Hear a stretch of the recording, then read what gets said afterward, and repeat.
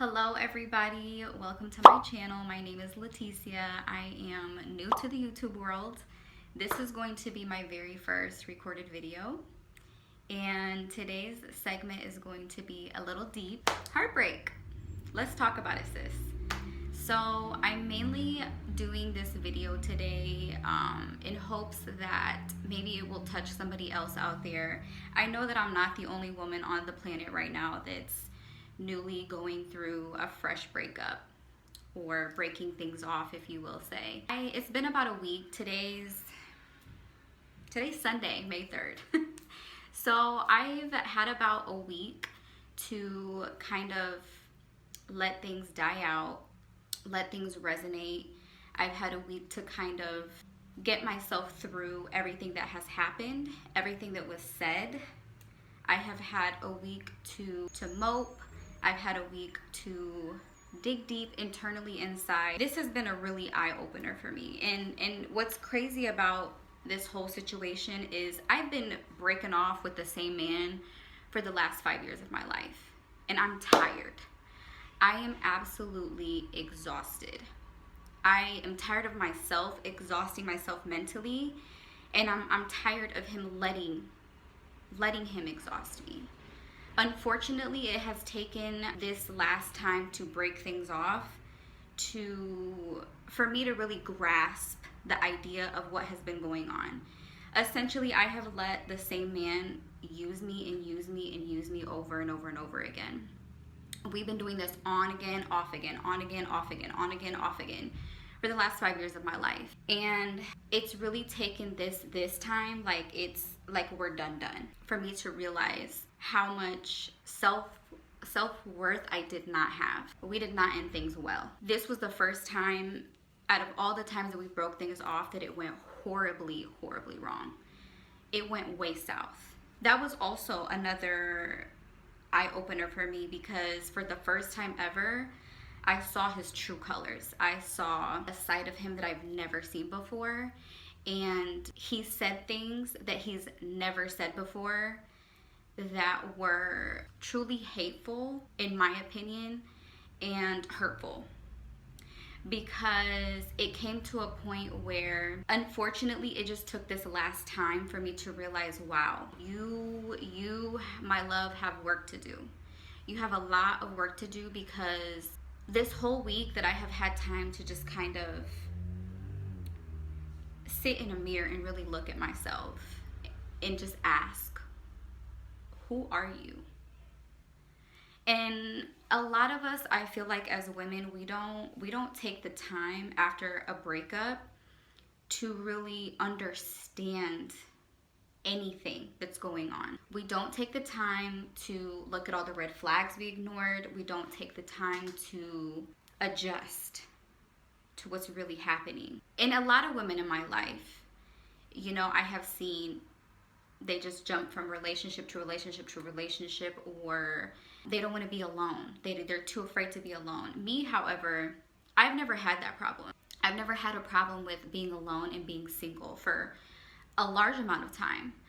But I really took this time to dig deep in a sense where even after everything he said, even after the hurtful things he said, I'm still taking into consideration that everything that was said came from a very hurt place. He's a hurt person that hurts people.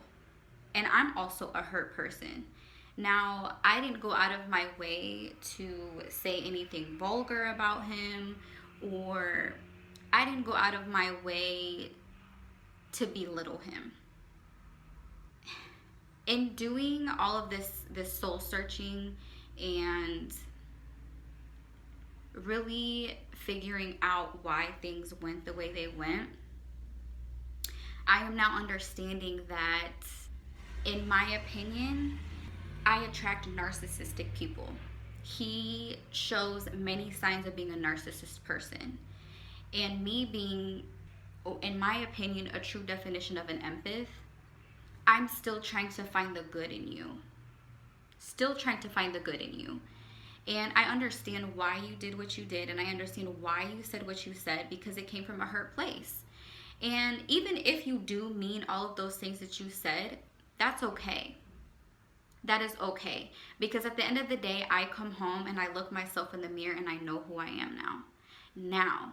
And I wish that what I know now, I knew 5 years ago. To stop running back to the same person who's incapable of being emotionally vulnerable, who's incapable of showing who he is, who is incapable of showing any type of vulnerability or emotion. He just didn't have it in him. He just didn't have it in him. And throughout the years, I tried so hard to understand him as a man. Like, who hurt you?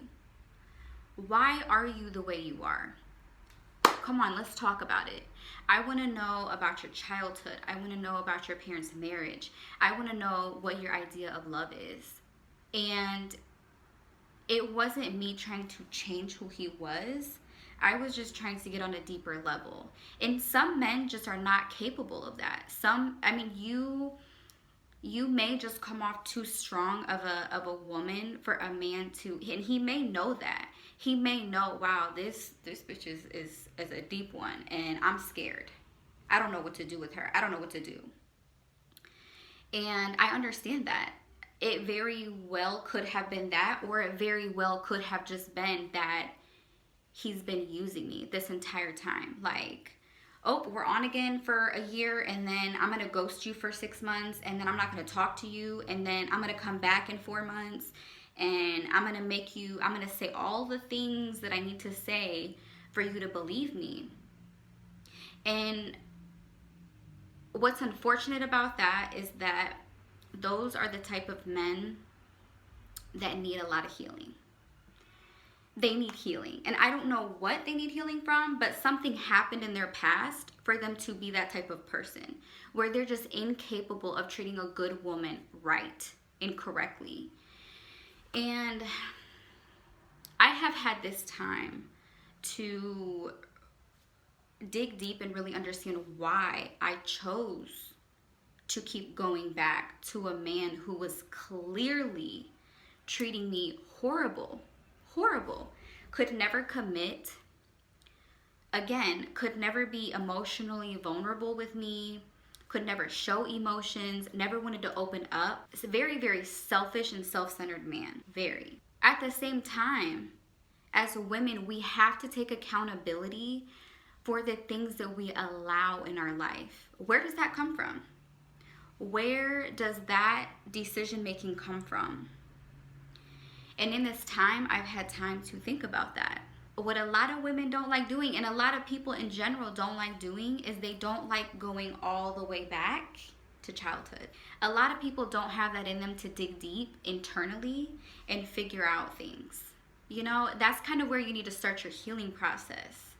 And I'm not saying, and disclaimer, I'm not a psychologist, I'm not a doctor, I am just a woman that is figuring life out as I go. And I'm healing the best way that I can. But for me, I took it all the way back. Unfortunately, for girls, young girls and women, our fathers set the standards for the type of men that we choose in our life, okay? That's where it starts. And whether or not you had your father in your life or you didn't, that's detrimental. That is detrimental to a little girl when she's growing up and either seeing a father or not seeing a father. For me, I had the blessing of my parents being married up until I was 15. So right when I started high school, my parents divorced after 25 years. And that was mind-blowing to me, because you guys have been married this long, like, why quit now? You know? But being 15, you don't understand the history, you don't understand the past. You know, obviously we're not there the entire time when they were dating, so you don't know what was going on and what wasn't going on. I had the blessing of having both parents. However, my parents were married for 25 years, but it was a very, very volatile, hostile environment for me and my sister. Me and my little sister are 7 years apart. So when I was the firstborn, so I saw the worst of them. And maybe not even the worst, because when they dated, you know, the stories that I have heard were quite vital, where they probably shouldn't have gotten married and had children. However, me being a younger child, my dad was an alcoholic, and he beat my mom up until I was about 5, 6-ish, and then my sister was born when I was 7.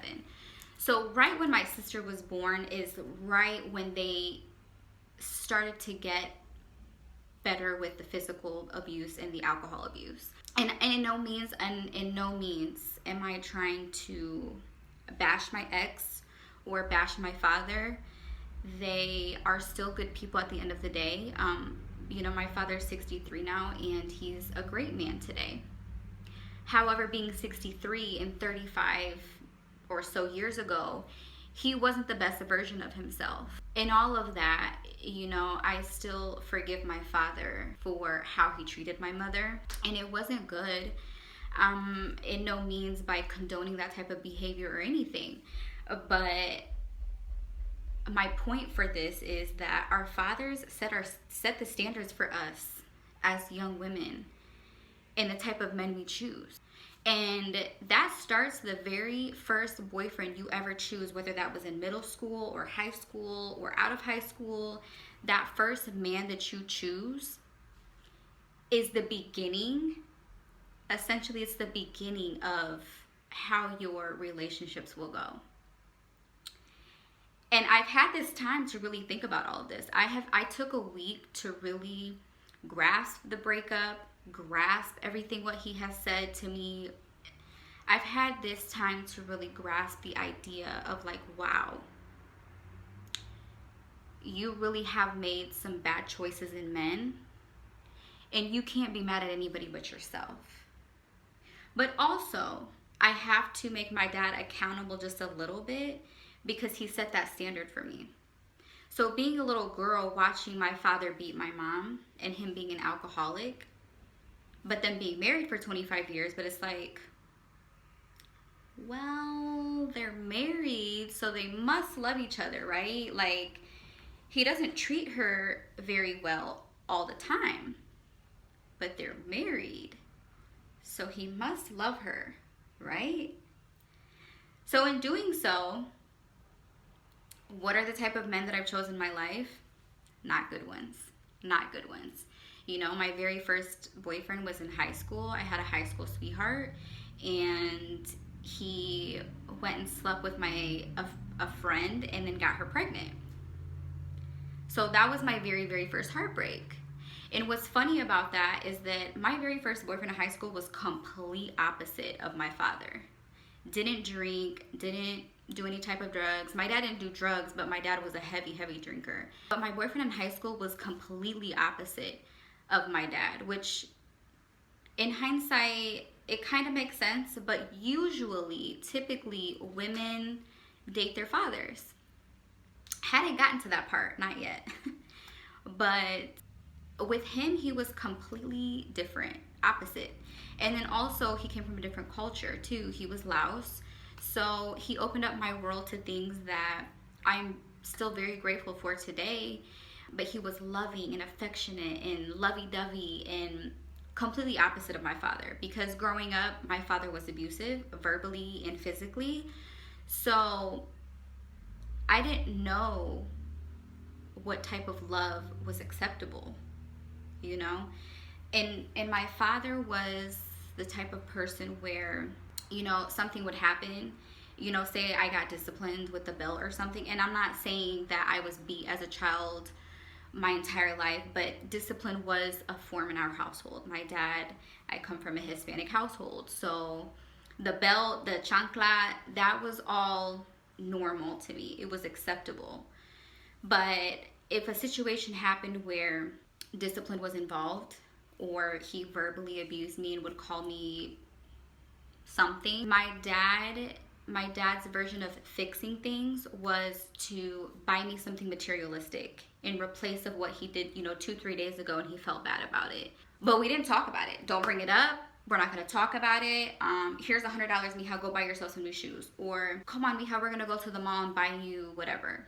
That was his form of saying, I'm sorry and I love you. So, again, As a young adolescent, as a young woman, you're taking all of that in, and our parents not knowing how detrimental that is to our psyche is huge. It's completely huge. And then especially when you have a father raising a daughter, sometimes it just doesn't click for them. Sometimes it just doesn't click for them that, wow, I'm really fucking you up right now and I don't even know it. And that's not their fault, because a lot of times, I mean, for me, my father comes from a different country, a different time, a different culture. So they're not taught to take things in a psychological level. They just are who they are, and that's that. So with that being said, with my first high school boyfriend, I was in awe. Like, oh my God, like, are you supposed to do that? Like, are you supposed to be touchy-feely? Like, it was just something so different. And then I did fall in love with that, but then eventually, you know, he did me so dirty. And that was my first heartbreak. Now that I have had time after this last breakup with this man who I've been on and off with for the last 5 years, it's like when I looked at myself in that mirror, I asked myself,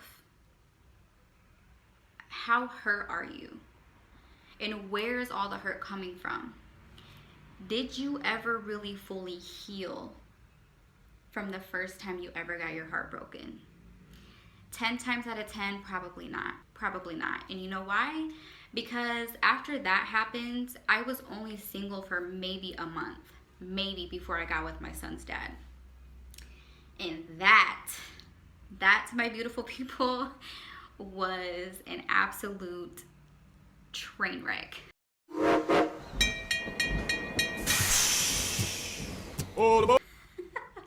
Train wreck.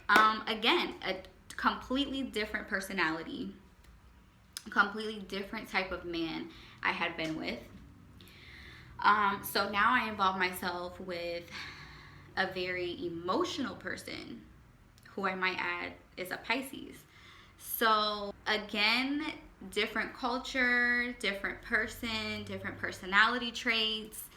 I was dealing with somebody, I went from somebody who was lovey-dovey to somebody who was, I mean, he was affectionate, but he was hyperly sensitive and emotional, where I wasn't used to that. I was not used to an emotional man. And eventually that relationship ended because he got somebody pregnant. So high school sweetheart, my child's father, gets somebody pregnant. It was like a cycle, like a vicious cycle. Like, what is happening? This just happened to me again. Are you serious? So there's another hurt. Now it's a whole nother type of hurt, because now I've had a child with this man. And as women,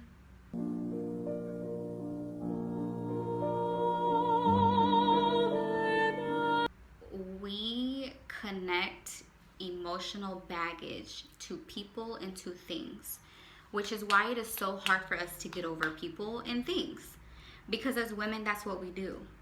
We make an emotional connection, an emotional baggage to people and to things. And so now we've added a child into the mix, and now it's 10 times harder to get over this person. And when I say that I went through it, I went through it. I was depressed for probably a good 2 years. I was absolutely in distraught, to a point where I wasn't getting out of bed. I wasn't going to work. I lost my job, lost the house that we had. I had lost my car. And in hindsight, nobody ever taught me how to heal. Nobody ever taught me about heartbreak. So as women, we put ourselves in these detrimental mind states where it affects everything. It affects our everyday life, and a lot of times more than none. And I have seen it happen to friends in my personal life, where it's just like, I don't want to function. I absolutely don't know. I don't know what to do. I don't want to function because I don't know who I am without this person. Sis, really? I mean, really though. Nobody ever teaches us, who are you without a man? Who were you before him? And this kind of goes back to my point where there's those women that go from relationship to relationship, man to man to man, and not allowing themselves time to heal. It's okay. It's okay to be alone sometimes. It's okay to take months or even a year to be alone, because for so long your identity was, oh, Leticia and so or Ashley and so. Your identity gets lost behind so many things. And for me, I went from my high school sweetheart, it was always Leticia and da-da-da-da, Leticia and da-da-da-da. Everybody knew we were together. And then I jumped from that relationship to my son's father. Now I was Leticia and so and Leticia and so. Then I became a mother. Now my identity has been lost. It has truly been lost, because now I'm so-and-so's mom. I'm so-and-so's girlfriend. Now I have really truly lost my identity, and I stopped looking for her. And I truly lost myself in this world of, oh my God, we're gonna be together and we're gonna get married, and this means that we're gonna be a family, and never really talking about these things. And what's really unfortunate with a lot of women in today's society is this goes back from generation to generation to generation. Our mothers, a lot of us, our mothers never taught us self-worth because our own mothers didn't know. And it's this continuous vicious cycle that has been going on for generation after generation after generation. And I mean, let's talk about it. Not too long ago, women were not even allowed to vote. So at what point, when the woman was at the bottom of the totem pole, was the mother, the grandmother, the great-grandmother, or any of them ever going to tell us about our self-worth? How could they? How could they teach you about self-worth when they weren't even worth anything back then? You know what I mean? It goes back. When I say you gotta dig deep and go internal, you gotta go all the way back. It gets deep. It gets really, really deep. This isn't just about somebody breaking up with you and he hurt your heart, but like this goes into generations of some deep shit. At any given point in time, when were our mothers going to teach us about self-worth? We don't know, because they didn't know. In this generation, in this era, I can't stress this enough of how pivotal this point I'm going to make is. If you have a daughter, now is the time to break that generational curse of not teaching our daughters self-love and self-worth. It is so crucial in this era, in this time, especially because of all of the technology and all the social media platforms. They're just so available that this is the most crucial time. I don't have a daughter, and when I do, because it will happen, I cannot wait to teach her the things that so desperately needed to be taught to me. And I'm trying not to get emotional. I promised myself I wasn't gonna cry on this video today, but I don't blame my parents. I don't put any more blame on them, I should say. So I no longer blame them for what they didn't know. They didn't know. You know, I have one immigrant parent who came from a different time, a different culture. And then I have one non-immigrant parent who came from a very horrible background where my mother was molested. She was verbally and physically abused by her father, and then she married her father. So this video goes deep. It's more than just somebody breaking your heart. And if you have to sit down and have those conversations with your parents, have them. You know, I have had that talk with my mother, not so much my father, because with my father, I love him to death. He's one of my favorite people in the world. But I have accepted that I can't have these intellectual conversations with my father. I accepted that years ago. I just have to love him the best way I can, and he loves me the best way he can. And with my mother being able, you know, I have had these conversations with her, and it's okay. It's okay. I no longer blame her for not knowing how to parent. Nobody gives you like these instructional guides on how to parent your child properly. But however, it is wholeheartedly now my responsibility as a parent with my son. It's still my responsibility to break generational curses, because when I do have a daughter, I don't ever want her to put herself in the position that I have. And for me, I was putting myself in a position where I was not loving myself.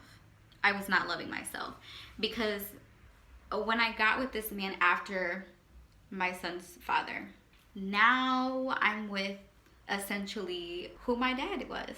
You know, when I met him, he was a heavy drinker. Partied all the time, was notorious for being a ladies' man. Notorious. And so was my father.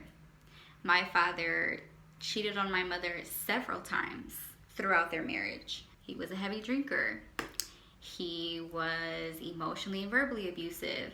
Now, however, I will not say that, you know, this man that I have been on and off with for 5 years was never verbally or physically abusive. I will never put that claimer on him. As far as that goes, he was completely opposite of my dad. However, though, the drinking was wholeheartedly there.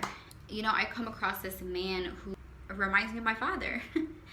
Because throughout all of our ups and downs and our on and off stages that we, like, you know, put each other through, his idea when he would come back and be sorry was material things. Let me just buy you a $500 necklace. Let me buy you a $300 flat screen TV to make everything better. I know I've been gone for 6 months, but let me come back. So there's those patterns. There are those cycles. The red flags are always there.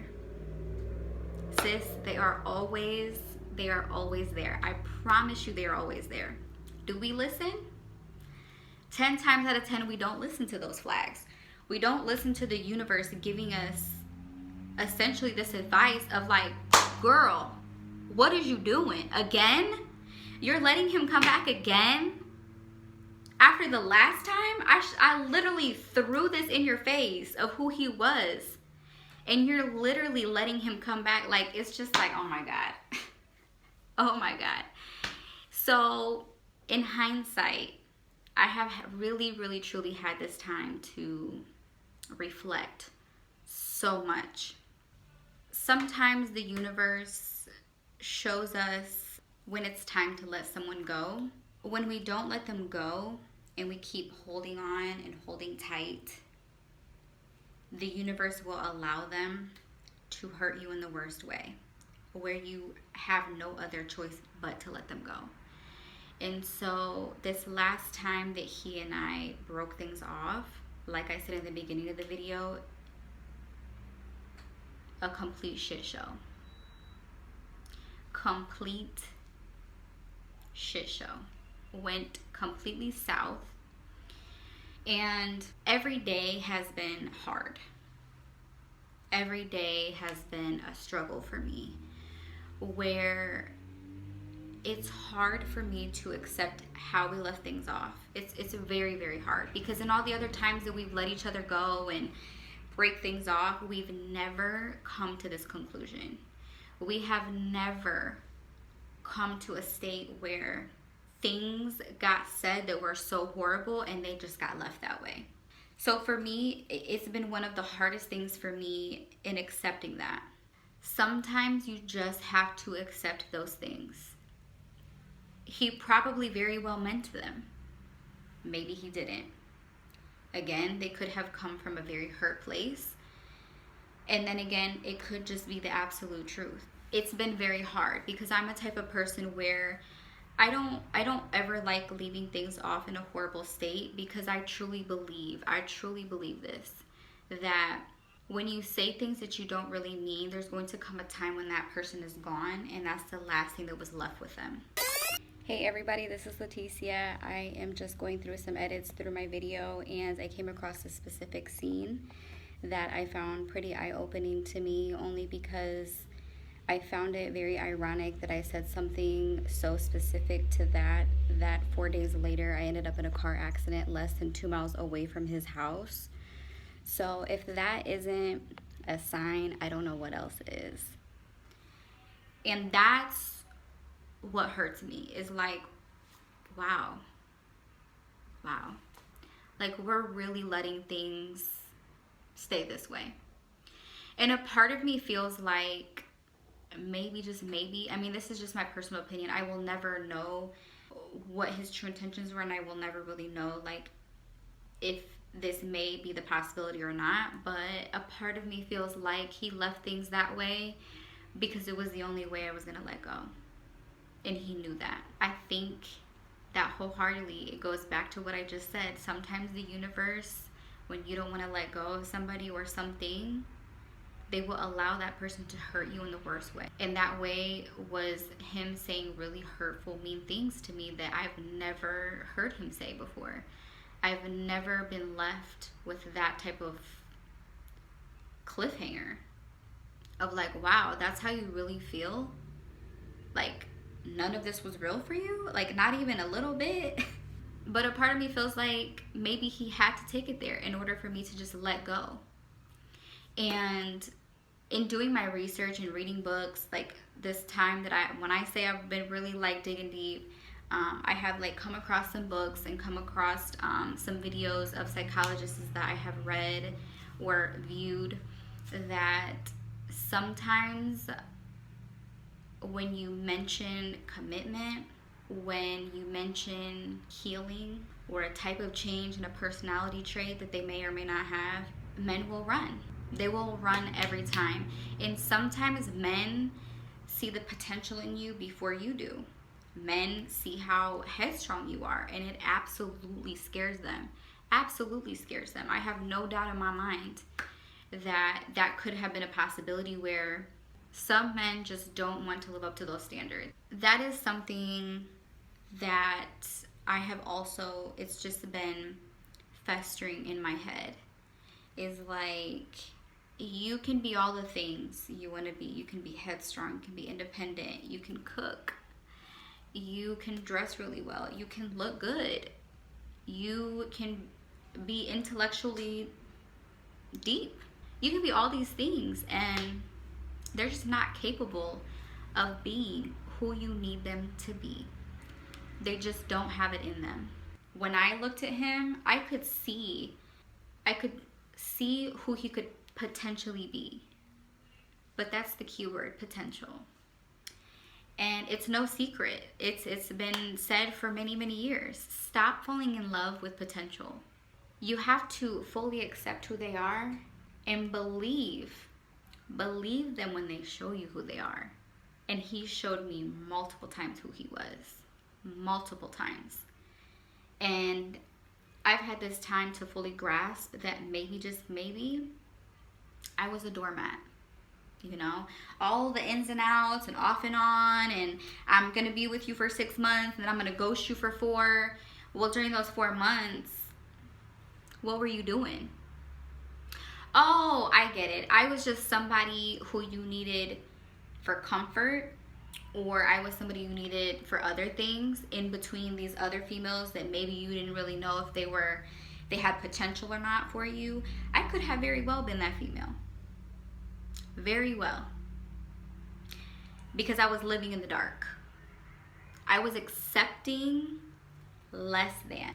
Because it's a learned behavior. From where? From home. The environment you grow up in is what you learn. And what did I see when I was growing up? Not good things. But my parents were married, so he must love my mom.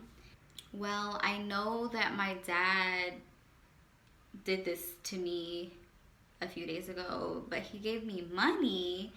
He gave me new shoes, so he must love me, right?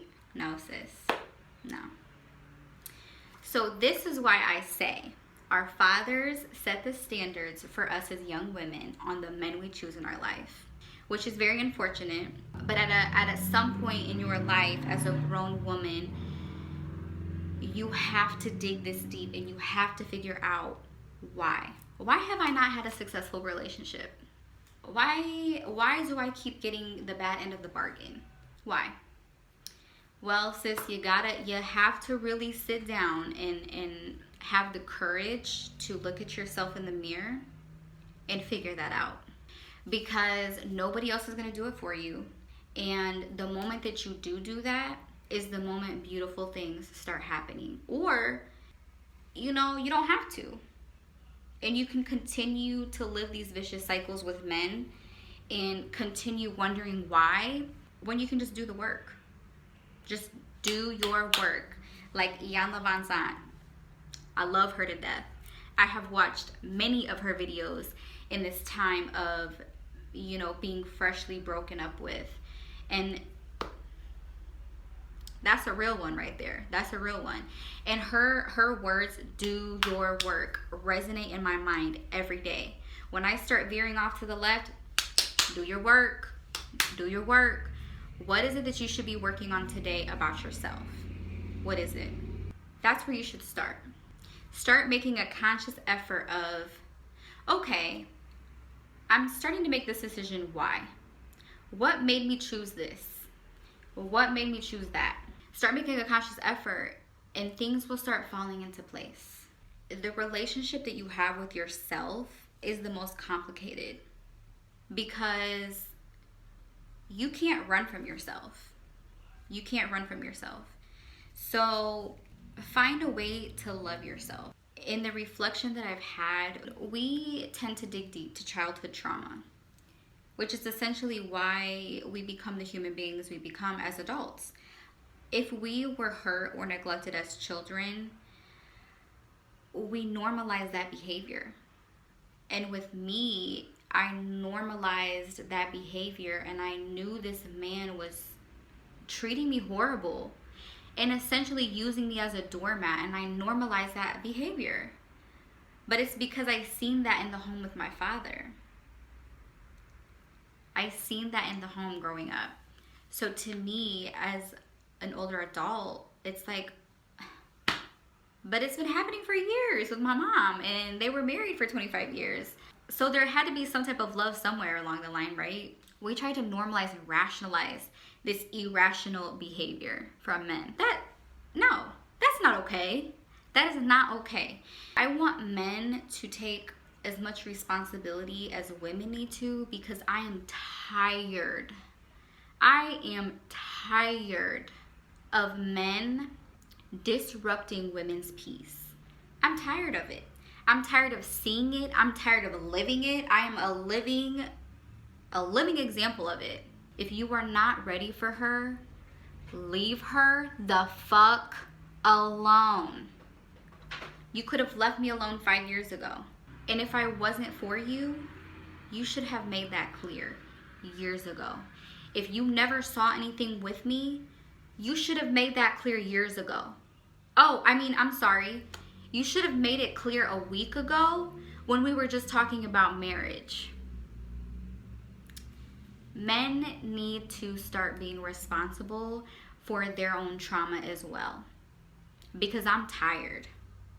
I don't know about y'all, but I'm tired. I am tired of these narcissistic men that just take no accountability or responsibility for their own being. I'm tired of it. I'm so tired of it. So in hindsight, the notion being put on women, will pick better men. No, how about you be a better man? How about you be a better man so that when you have a good woman that comes into your life, you don't fuck it up. You don't fuck it up. When people treat us badly, it's a reflection of that person's low self-esteem. So there's a lot of work to be done on both sides, a lot. And whether he chooses to work on himself internally, that has nothing to do with me. Has nothing to do with me. He has a lot of healing to do, and so do I. Whether he chooses to heal, that's his responsibility. Nobody can make him do that. I can't make him do that. His mom can't make him do that. Nobody can make him do that except him. This goes to like this saying that a teacher used to say to me all the time, and I never understood it until now. But you can lead a horse to water, but you can't make him drink it. And I was trying so desperately to be that woman that's like, it's okay to be vulnerable. It's okay to be emotional with me. It's okay, just let me love you. You can lead a horse to water, but you can't make him drink it, sis. You know, I was trying so hard to be that woman that it's okay to heal. If you want to heal, it's okay. He didn't want to. He didn't want to heal. He didn't want to apply anything to himself because he was comfortable in being who he was. And because I know what I deserve, you're not capable of being my man. And that's just point blank period. People don't change. People change when they want to change. And it is not our job as women, especially with men. It is not your job, sis, to wait in the waiting room. Not your job. What? You want me to wait? No.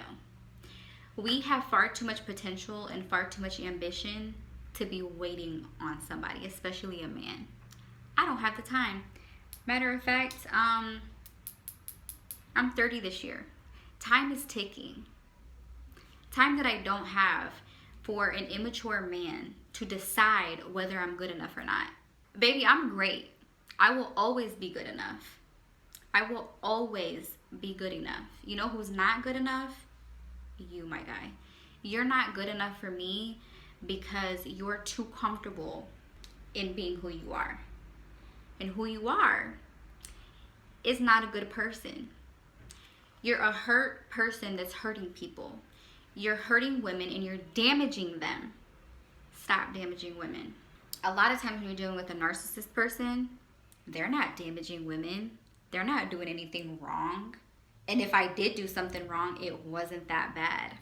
Oh, it wasn't that bad? Oh, you weren't leading me on for 5 years? Oh, you weren't just coming and going when you pleased?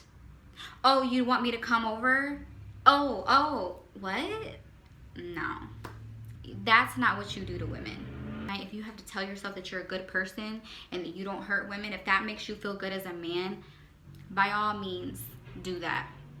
Do these. At the end of the day, though, the people who are doing the real healing can see that. I see it. I wholeheartedly see that. You're just a hurt person who doesn't want to heal. If you have to downplay what our relationship was, or if you have to downplay what a woman didn't mean to you, by all means, do that. If that makes your ego feel better as a man, I have no problem with it. No problem. You know, I've done what I can do and I'm doing the best that I can now to heal.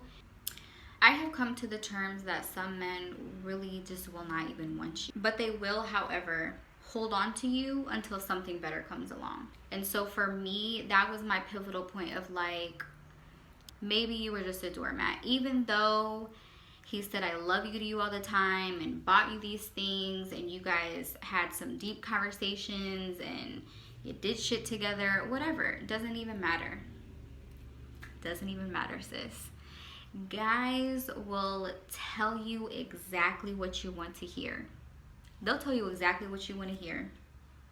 And that's just the truth. That's just the truth behind it. It's unfortunate that they play with women's emotions like that, knowing that women emotionally attach themselves to something or someone. Men know this. Men wholeheartedly know this about women. We always will attach an emotional baggage to something or someone. So the fact that they know that and yet they still continue to hurt women the way that they hurt them, it will just never sit right with me. It just boggles my mind how some men will continue to hurt women in their lives and not even blink twice because they just don't care. And when I think about that, it's like, sis, you really, like, that's the type of man that you're crying over? What? That's really the man who you have been, like, in distraught over? You gotta do better. You have to do better. And there is better out there. There is better out there. There will always be someone for you. And it's so hard to see the bigger picture now. And even for me, every day is still a struggle for me. Every day I'm still a work in progress. I miss him tremendously. I will always have a type of love for him that I can't explain, because there were good times. When the times were good, they were good. And there are parts of him that are good. So I'm not going to sit here and say that he's the most horrible person on the earth, and he may hate me. That's okay. You get to live with that hate. I don't. But I will always have a longing for him. But I know that if I don't let this go, I'm going to continue this vicious cycle that I have allowed myself to be in for the last 5 years of my life. And I don't have the time. I'm 30 years old this July, and I have given up good men, good relationships for somebody who's just not capable. He's just not capable of being who I need him to be. So why am I going to waste my time? Why continue wasting my time on somebody that has proven to me time and time and time again that he doesn't want to be that? He doesn't want to be who I need him to be. Why waste the time on that, sis? When there's a man out there that is going to worship the ground you walk on. He is going to think, or she is going to think, you are the most amazing person on the planet. And that's what I want. That's what I deserve. And I'm going to get that. Whether it takes me 5 years or 10 years, I'm going to get it, because I am done. I am tired for settling for less. I'm tired of it. And I want to leave this video with, it's okay. It's okay to still miss that person. It's okay to still love that person. It's okay to think that you're completely over them, and then the next day it completely shatters you. It's okay. It's okay, sis. Just don't get stuck there. Don't get stuck in that pivotal mindset of not being able to get out of bed and losing your job and not being able to just function properly as a human being. It is so hard. It is so hard. I know it is. Yesterday was a complete bad off day for me. I was not my greatest. I heard a song and it triggered me. And yesterday was a bad day for me. And today I feel great. So just understand that it's okay. The healing process is so ugly sometimes. It's so ugly. One day you're gonna wake up and be completely shattered and sad, and a song will trigger you, or a place or a smell or anything can trigger you, and you're going to be completely in shambles. It's gonna shatter you. And then the next day you're gonna wake up and you're like, wow, I'm feeling great today. I don't know why I was so sad yesterday, but here I am today. And I'm here to tell you that it's okay. It's completely okay to feel that way, because I too am still struggling. It's been about a week, 2 weeks, going on 2 weeks now, and it's going to take a long time. It's going to take a very long time, because I have let him be a part of my life for so long, on and off, that I haven't completely come to the terms that we may never ever speak again. We may never ever get that closure that I think that we deserve. Or we may never have that opportunity.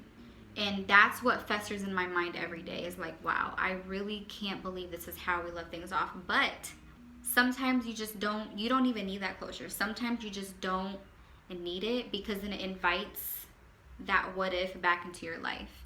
So I'm not completely 100% okay with it. I'm still trying to come to terms and accept that.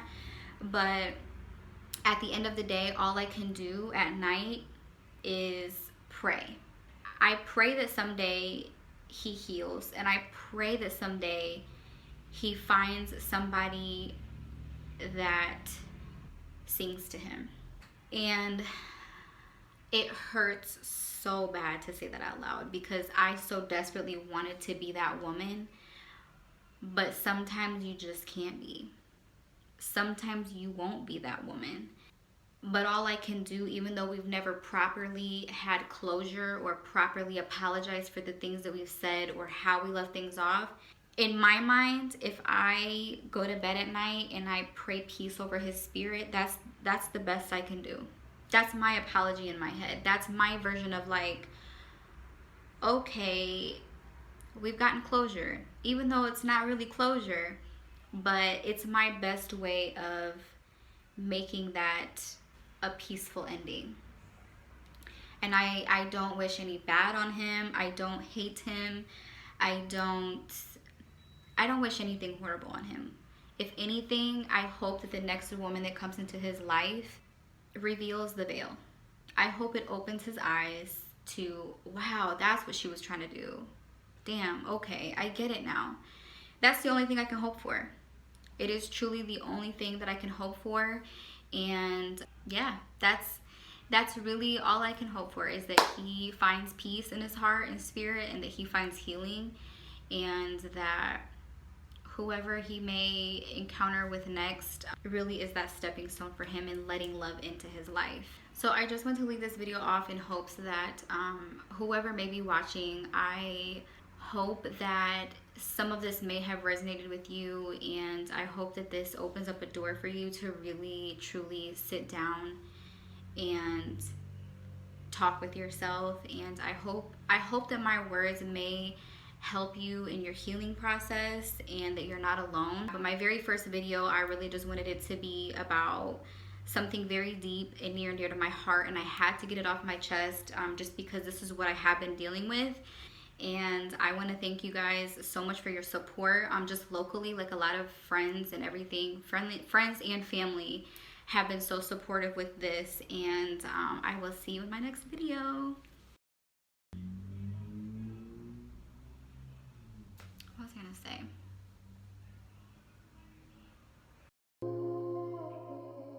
say?